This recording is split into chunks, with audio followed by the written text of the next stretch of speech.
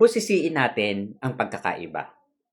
Si Chis Escudero na may rekomendasyon ng kaso at si former Speaker Martin Romualdez na bugbog siksik-liglig sa mga akusasyon pero wala namang matibay na ebidensya para ito ay makasuhan.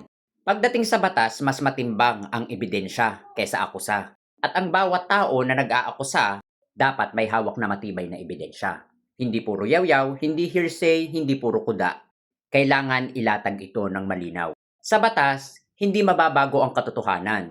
May malaking question dito pag ito ay nabago. Hindi ito parang pelikula na may take 1, take 2, take 3. Kay Chis Escudero na may direktang mga ebidensya. May mga naninindigan, may mga nagturo, may mga dokumento, may pera, halaga, at mga project na involved dito sa korupsyon.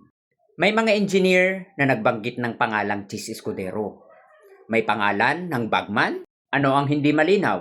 Ang usaping ito ay hindi na usapin ng politika. Ito ay usapin ng pananagutan.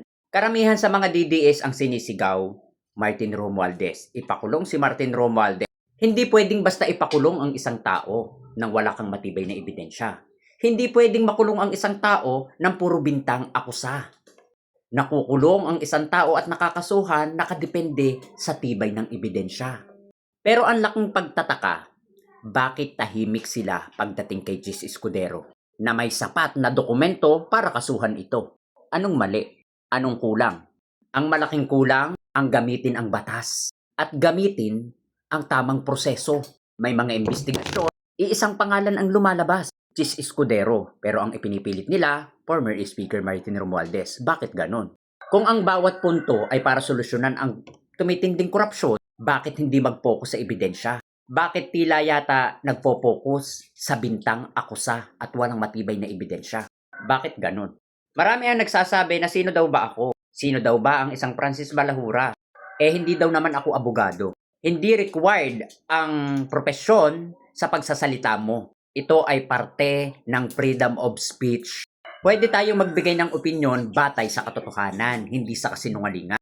Uulitin ko ha, hindi porket hindi ka abogado, wala ka na karapatang magsalita. Pwede kang magsalita basta't ayon sa katotohanan, hindi sa kasinungalingan. May mga DDS na nagpapakalat ng mga maling impormasyon at ilang beses nang nahuli ito.